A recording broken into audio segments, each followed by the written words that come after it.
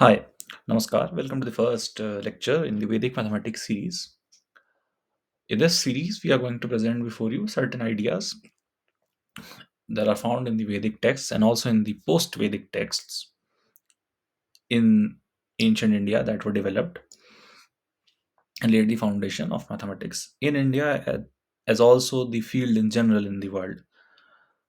There are certain very important ideas that were discovered in the Vedic texts relating mostly to geometry and also some arithmetic and also some ideas that are related to logic, combinatorics, Boolean algebra, etc.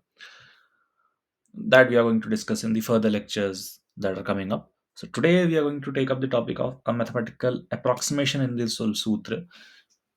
Basically, with one example that we are going to take from the Sulba Sutra, we are going to demonstrate how mathematical approximations were made in that era and the level of advancement that they had reached at a time in which humanity was struggling to build itself, and at that time the Indian civilization had reached such a pinnacle in the terms of academic developments.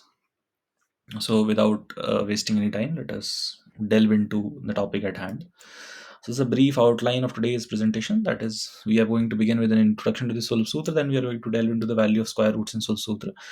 Specifically, we are going to discuss the value of square root 2 and how is it calculated. Then, after we have mentioned how it's present in the Sulba Sutra, we are going to discuss three theories about how it may have been derived in that era.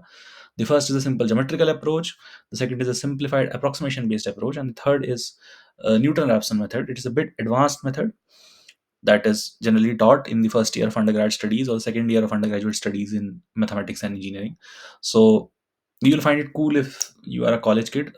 You might not understand it if you are in school, but if you have a good idea of basically calculus and a bit of coordinate geometry, then I am going to anyways demonstrate and explain what Newton-Raphson method does.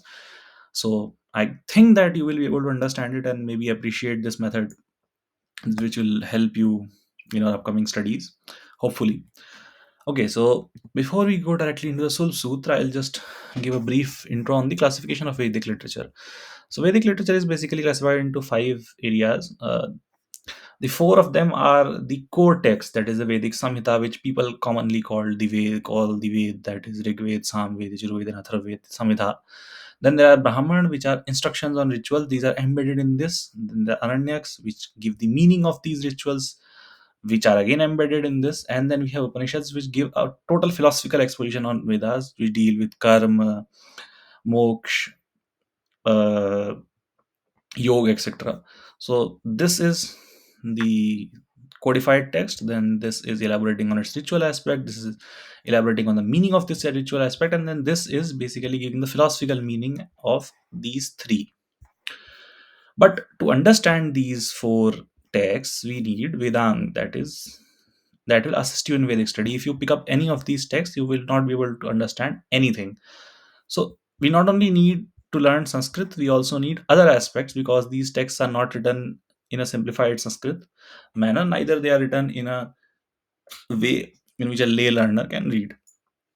They are meant for people who have done a comprehensive study in Vedanga. So you can see them as sort of a code, or I would say key to learning studying the Samhitas. So these constitute of the Kalp, Jyotish, Shiksha, Vyakaran, Chand, and Nirukta. Vyakaran is Sanskrit grammar, Chand is the Vedic meter, sort of in a way in which poetry is recited. If you may have noticed the various ways in which poetry or songs can be recited in a similar aspect, in various notes or in various patterns, Vedic Samhita can be recited. Then we have Nirukt, which is a dictionary of these texts. We have Shiksha, we have Jyotish. This is not the kind of Jyotish as in astrology. This is basically astronomy. We deal mostly with stellar events, that is, stars, constellations, and less with zodiacs in this. Then we have Kalpa. This is what constitutes the ritual part of this. That is, if there is a particular yagya mentioned in the Brahmana, then how will you conduct it? You will read the Kalp texts. So the Kalp texts are divided into two parts, that is the Short Sutra and Griya Sutra. Griya Sutra are what deals with the rituals and conduct that have to be followed related to home. That is all the sanskar, all the daily activities that have to be performed. For example, how your wedding is to take place, how a namkaran ceremony is to take place, how your daily food should be cooked, how you should conduct yourself in home. That is in the Griha Sutra. Then there are Short Sutra, which are related to specific rituals. Suppose there is yag that is being conducted. So how will that yag be conducted? That is mentioned in the Srauta Sutra. Further in the Srauta Sutra comes the Sulba Sutra. So the Sulba Sutra basically deal with how do you construct the Vedic Yagya Kunda or the Vedic altars. So the word Sulba basically comes from the root which is Sulb, Sulb, and that is a rope. So basically, if you have to construct a circle, you might have constructed it with the help of a compass. But if you don't have a compass, the easiest method would be you take a piece of rope, you fix one end of it with a thumb, you tie the other end to a pencil, and then rotate it around. Around, you will get a perfect circle. You can draw a semicircle with this. You can draw an arc with this.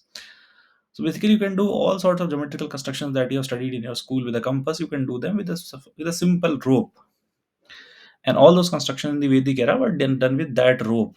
That is why the rope was so significant that the entire sutra were named after that rope. Hence, they got the name Sulva Sutra. Okay, so Sulva Sutra dated to around 800 BC, which are roughly 2800 to 3000 years from now, at least. That is the least that is the latest that can be dated to. They can be all older than this, but scholars do have a consensus that they are at least not later than 800 BC. So, what do they construct? So till now you may have this idea that a yagya kund, as you may have seen in your homes or maybe in a temple, is a simple square formation, but it's not. That is a very simplified version we use today. In that era, or in the methods that have been mentioned in the Vedic Samhitas and Brahmanas, they are extremely complex constructions. Like this. This is a Kurma Chitti, the Vedic altar that is in the form of a kurma or a tortoise. So basically, if someone has to win against his enemies, it has been mentioned that to gain victory over his enemies, he has to build a Kuruchitti and then do yagin this.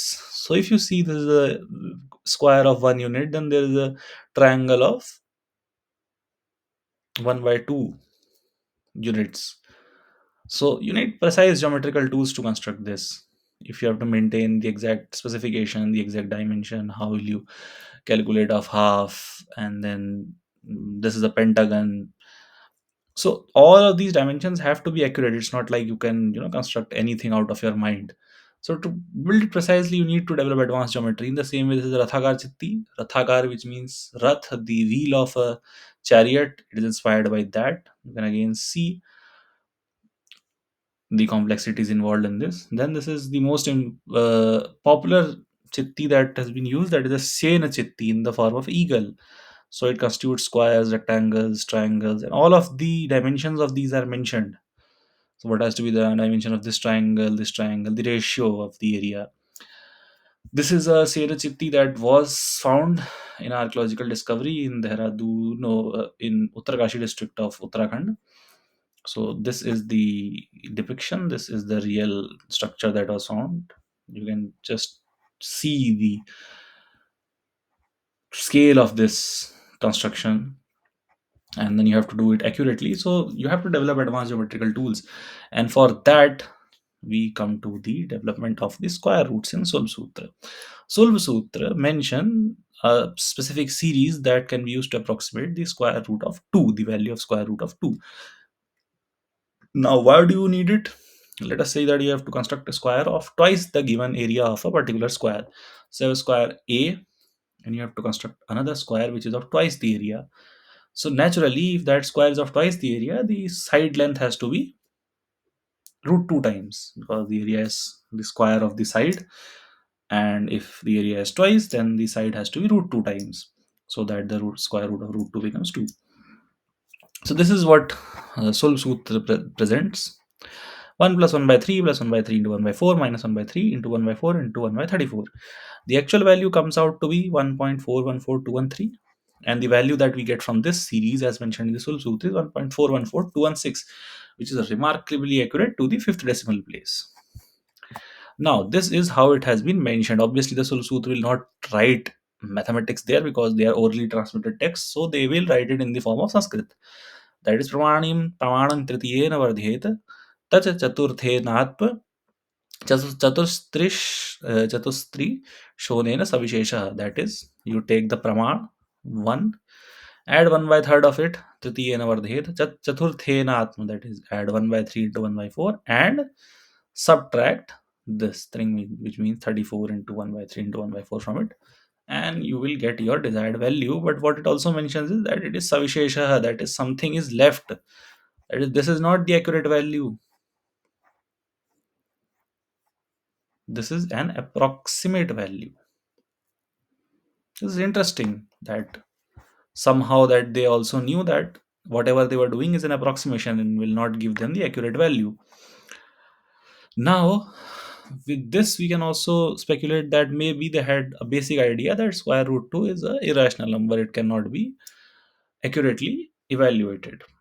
Else, they would have made efforts, or at least they would have said that this value that you have discovered is an accurate value, because they are mentioning that it is still not accurate even after being such a good approximation to the fifth decimal place.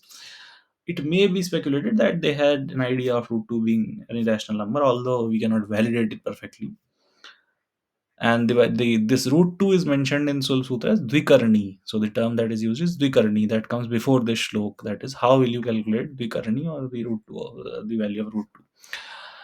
Now we are going to discuss three theories about how this value may have been calculated by the people who developed the Sulba Sutra. The first approach is the simple geometrical approach. So this is a good way to visualize geometry and generate interest in how geometry is developed as a subject. Very interestingly, like, how can you calculate square root 2 from just going by geometry and nothing else? So it provides a link between arithmetic and geometric concepts at a very elementary level. So this is simple at the level of your school concepts of geometry. It doesn't involve any advanced concepts. Very easy to understand. Even a layperson can understand this. What we do is we take two squares. As we had told earlier, it is very simple to calculate the value of square root 2. We just need to add these two areas, somehow construct a single square that combines these two squares. So basically, we have to merge these two squares into a single square. If we can do that, the side length of that square will be equal to root 2. Because this is area 1, this is area 1. If you merge them, you will get a square of area 2, and its side length will be root 2. Now what we do, we take this square and we divide it into three parts. We take this edge length, divide it into 1 by 3, 1 by 3, and 1 by 3. So this is divided into three parts. We get three rectangles. Now we stack the rectangles. So one of this rectangle taken from here stacked here, other rectangle stacked here, that is this and this, and one rectangle will be left. Notice that whatever figure we are getting here, if this was complete, then it would have been a square of side length 1 plus 1 by 3. This is our first approximation to square root 2. Why is it not accurate? Because this has been left out. That is 1 by 9, 1 by 3 into 1 by 3. 1 by 9 area is left out. So basically the area would be 4 by 6, will be 4 by 16 by 9 minus whatever this is, which is something that is less than 2, but not exactly 2. So obviously the approximation is not correct, yet it is somewhat in the vicinity. So 4 by 3, that is the value is 1.33. So we have moved from 1 to 1.33. We have to move till 1.414 something. Okay, so this rectangle is left out. So if all these units were combined into one, it would be a single square. Now what we do is we somehow attempt to fit this rectangle into this figure. For that, what we do is, this is 1 by 9 units. What we do is we take this.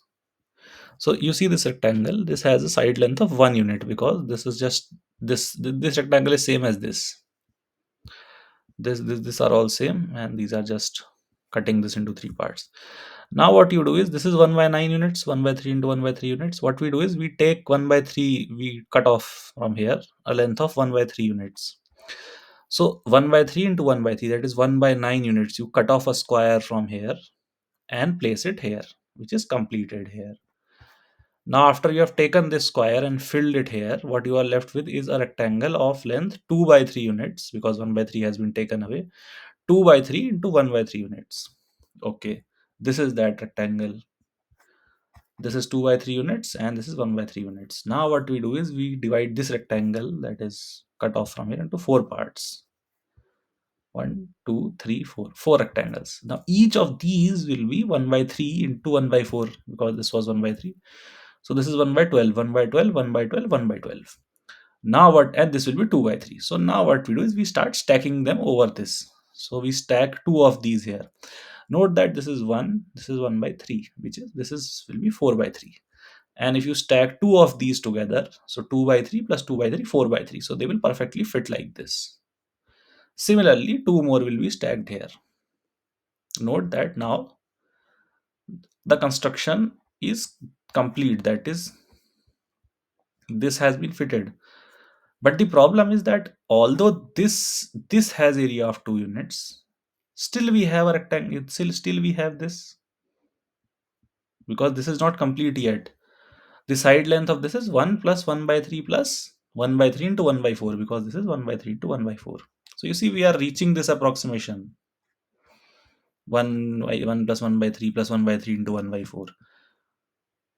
Now notice that this square, that is, if this side was taken to be root 2, you would be overestimating the area. Why? Because this is actually not present in this. But if you square this up, you are taking basically a square which has this. So if we take a square of this, 1 plus 1 by 3 plus 1 by 3 into 1 by 4, 1 plus 3 into 1 by 4, it means that now we are overestimating. Earlier you are underestimating, now we are overestimating it. So we have to subtract this from this rectangle's area from this. And then basically we will have our approximation ready. So this can be evaluated, although it is a bit tedious, but it can be evaluated as 1 by 3 into 1 by 4 into 1 by 34. This remaining, you subtract it and you will get the correct approximation. Notice that while doing this, you will not be able to exactly do it. So basically the process that will be involved is, you take this, whatever is left, then you divide it further into segments, then you again stack them up in a certain way. You will still be, left with something missing or something extra. That is why it is savishesha. So it will not be getting into the into the fifth step. It is too tedious. It is not complex, but it is too tedious for us to do here. But the basic idea you might have got, as to how to approximate with the help of geometry. So we are basically just cutting rectangles into pieces, fitting them together somehow to approximate an algebraic value, that is square root of 2. A simple approach. Many scholars will agree that this is the approach that they probably used, because they were delving into geometry. Sulba Sutra delve mostly into geometry. They must have experimented with geometrical constructions a lot. They may have stumbled over this approach. Whatever be the approach, I would like to clarify. One thing is for sure, that it was not a fluke. This is not a hit and trial game. So if you are calculating till the fifth decimal place, obviously there has to be a very specific method that was employed. It has to be a precise geometrical or arithmetical method. So we are very sure that they had the idea that of a precise method to do this, and not of tukkebaji or guesswork. This is a precise mathematical formation that they followed. The only thing we don't know is which method they followed, because Sulba Sutra basically, a kind of a book of mathematical definitions. It is not a book of mathematical axioms or derivations. So you can't find it accurately there. Now we move to the second approach. That is basically, now we move to algebraic approach. So how do you calculate the square root of 2 in that way? So you take the approximation. Root 2 is equal to 1 plus 1 by 3. This is a guess. You guess it. So both of these next method will begin with a particular educated guess. How is that guess made? You can say 1 root 2 is equal to what? 1 plus 1 by 2. 1 by 2 is 1.5. It is greater than root 2 somewhat. So take 1 by 3 so that it becomes slightly less than root 2, so that you can get from this to this, that is something that is slightly less than root 2 plus a value that is x1. X1 is an unknown. So root 2 is equal to 1 plus 1 by 3 plus some unknown quantity x1. Okay, so after you do this, what do?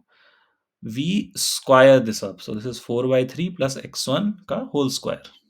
And we square this also up. So this square is 2, and when we square this up, we will get x1 square plus 16 by 9 plus 4x by 3. This simple expansion, that is x1 plus 4 by 3 square, will give you x1 square plus 16 by 9 plus 4x by 3 equal to 2. Now what we do is we say x1 is very small. This is 1.414. This will be somewhat like 1.313333. So it will be somewhat like 0.08, an order of magnitude of that. So what we say is we will neglect this. Let us say that this is not present. If you neglect this, you will get the value of x1 as 1 by 12. 2 minus 16 by 9 divided by 4 by 3, that is 1 by 12. So we'll get another approximation, that is root 2 equal to 1 plus 1 by 3 plus 1 by 1 divided by 1 by 3 into 1 by 4. Now we will say that this value is again somewhat, let us assume that this value is again somewhat smaller than root 2, although we will find out later that this is actually greater than root 2. Okay, so then 1 plus 1 by 3 plus 1 by 3 into 1 by 4 plus another value x2. Then we'll again follow the same procedure, that is, we will square this up, we will neglect the x2 square term, and we will end up with x2 equal to minus 1 by 3 into 1 by 4 into 1 by 34. That is what we have found out is that this value that we have got from this is slightly, so this value is slightly greater. That is, you have to subtract something from it. Hence, you will obtain that root 2 is somewhat approximately 1 plus 1 by 3 plus 1 by 3 into 1 by 4 minus 1 by 3 into 1 by 4 into 1 by 34. Exactly the same formula that has been given in the Sulbha Sutra. But this is again, we know, an approximation, because you can again say that you take this value and then you take another plus x3. Then you again follow the same procedure, you will get an even better approximation. If this has to be accurate, you have to reach a point where after doing this x2 comes out to be 0, x2 x3 or whatever in the next step, but it will never come out to be 0. So this process can be carried out to ad infimum, to infinity. And this is an approach which you can code in a programming language,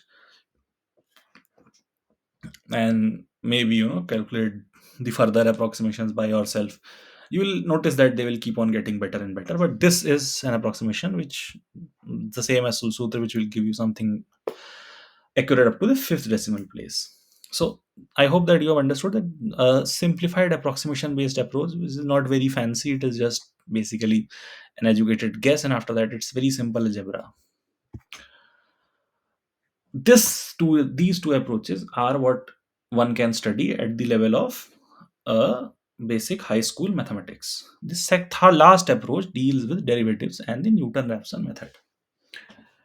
So, what is the Newton-Raphson method? So, Newton-Raphson method, an introduction for those who don't know and for the interested students, is a method to solve any general equation. That is, if you are given any equation, let us say x equal to sine x, x equal to cos x equal to e to the power x equal to log x square equal to x, any equation that is of the form of some function of x, that is f of x equal to 0.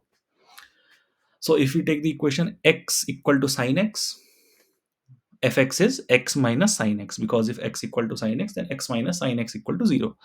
In a similar way, if you have to solve the equation x is equal to cos x, you will have to take x minus cos x equal to 0, that is fx equal to x minus cos x.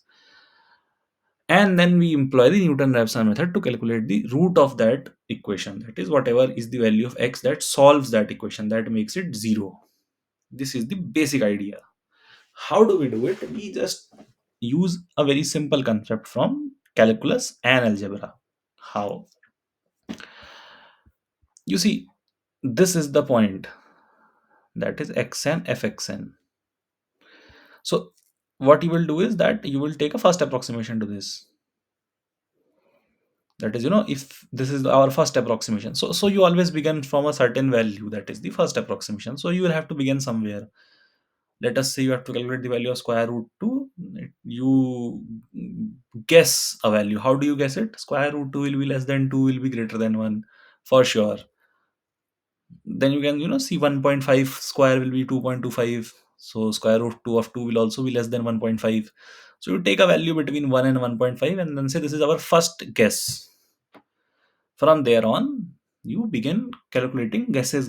So this is an iterative approach. That is, from the first guess, you will go to the second guess, from that to the third guess, and with each guess, your equation, your solution will become better and better and better. How does this work? So this is basically the formula that we will use. I'll just get into the details a bit later. So x1 equal to x naught minus fx divided by f prime x naught. That is the first approximation. That is, if you are taking initial guess, let's say x naught, you subtract from it what? Fx, that is fx naught. That is, let us say if it is x minus sine x, and our first approximation is, let's say, 1, so it will be 1 minus sine 1. You subtract, uh, and what you subtract is the function fx divided by f prime x. F prime is the first derivative. So to differentiate, like if we take x minus sine x, f prime x will be minus cos x. If you take, suppose if you are solving, x square minus x equal to 0, the first derivative will be 2x minus 1.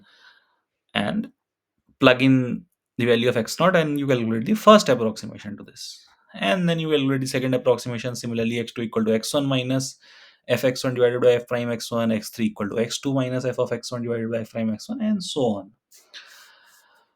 Now, so the general approximation is xn plus 1 equal to xn minus fxn divided by f prime xn. That is, whatever we have plugged in, the next value we will get by solving this. You can write again a code for this in Python or any coding language, and then you will get subsequent iterations, and you can calculate maybe 100 iterations, 1,000 iterations, or maybe the equation can be exactly solved. So maybe you can find exact solution in some less number of iterations and be done with it. So how does this work?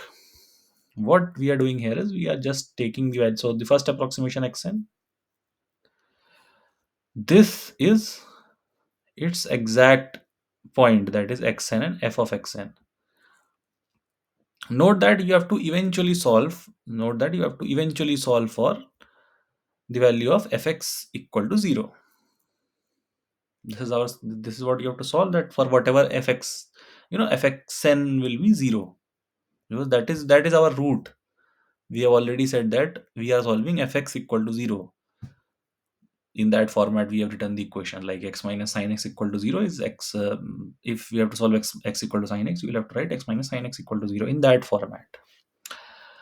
So clearly you can see, f of xn is not equal to 0, which means this is not a solution to this equation.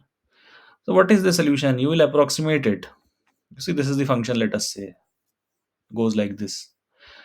You can clearly see this is our root.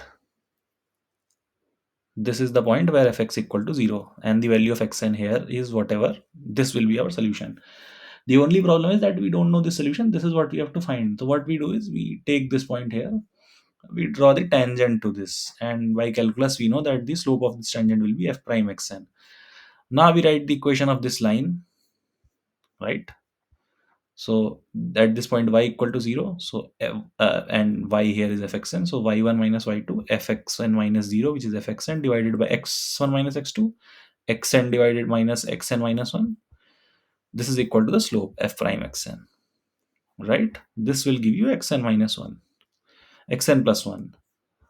So this is the basic equation that you can write. Again, I'll just explain it once again. This is our first guess. This is the point. You take the slope, which is equal to f prime xn, basic calculus, gradient or the derivative equal to the slope. After you have constructed this tangent, this is the tangent here, this is the line, you will calculate at what point this tangent meets y equal to 0, that is some point xn plus 1, which we will take as our second approximation. What will be this? Easily calculatable. y1 that is fxn minus y2 that is 0 fxn divided by x2 minus x1 xn minus xn plus 1 equal to f prime xn, or the slope of this line. You get this, and then you very simply solve it. Xn plus 1 you take here, this you take here, you will get this general formula. So what you are getting from this point, then this is our next guess, then you will go to some point here, then you will get some point here, then you will go to some point here, then this point here, here, and so eventually this will converge to this point. See, from this point we go here, then here, then here. This is the point that we'll get corresponding to this, then here, then here, then here, and so on. Eventually converge to this point. Theoretically, cool. This is what this is shown in the way of this animation, right? X1, then you go to X2, then you get another point X3, some maybe some place here.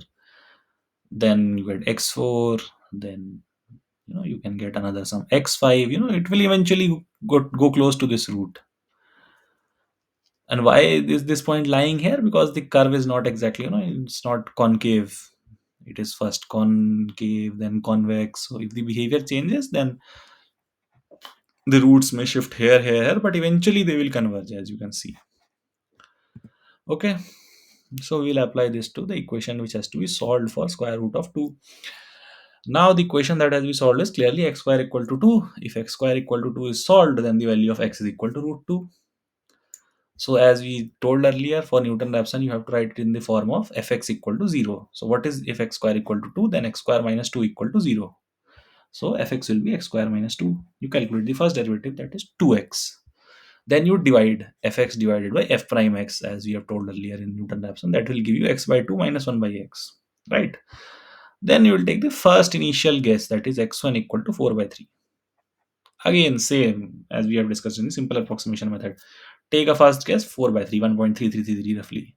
You can also start it with 1 by 1, 1.5.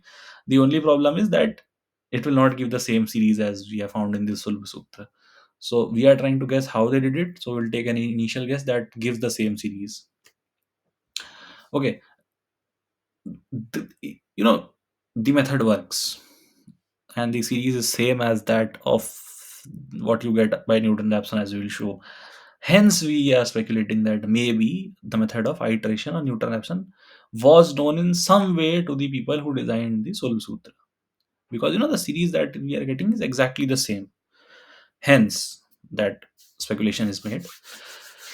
So the initial guess is x1 equal to 4 by 3, then x2 will be 4 by 3. That is, what it is, x1 minus this divided by this. That is this value that we have found out. This divided by this fx by f prime x. So you just subtract this from this. So this is 4 by 3 minus plug in 4 by 3 into this. So x by 2 will be 2 by 3 and 4 by 3 will be 3 by 4. And the inverse of this. So x2 will be 4 by 3 minus 2 by 3 minus 3 by 4, which will give you 4 by 3 plus 1 by 12, which is 1 plus 1 by 3 plus 1 by 12. This will give you the second guess from Newton-Raphson, and which is same as the first guess from initial approximation method, which is the same as the first guess from the triangle method, from the geometrical method. Somehow all these three methods are consistent across. Now the second approximation, again similarly, you take this value. Now this is your new x1, the new x, so this becomes x minus calculating this value. Again, doing the same thing with this, you will end up with this minus of 2 by 3 plus 1 by 24 minus 12 by 17. It's simple. This is 4 by 3 divided by 2, 2 by 3, 1 by 12 divided 2, 1 by 24, and this is 12 by this is 17 by 12. 1 by 17 by 12 is 12 by 17. Solve this. 1 plus 1 by 3 plus 1 by 12 minus 1 divided by 3 into 4 into 34, which is 408. You will get in the third guess of Newton-Raphson the same series as the Sulba Sutra found, and the same as we have discovered from the earlier approximation method, and the same that we have discovered from the geometrical method. So this is in a way tells you the level of ideas that were being generated roughly 3000 years from now, in that era, that the level of mathematical genius that they had reached, that Vedic mathematics had reached, This is just a small sample of that. No, Pythagoras theorem, which we will discuss in the next lecture, is even more fascinating in a way as how they might have derived the Pythagoras theorem. What are the constructions that were involved? And Pythagoras theorem is mentioned in so many ways in the Sulb Sutra, in the method, in the way of an isosceles triangle, in the way of a general case, in the form of several Pythagorean triplets that have been mentioned. It's quite a fascinating study of how, just the pursuit of building perfect Vedic altars, perfect Yagikund, were able to develop mathematics to such an extent in ancient India. So, anyways, that is all that we are going to discuss today. I hope that you gained some novel insights from this lecture, and we'll meet soon in the second part of our series. Thanks a lot for your patience.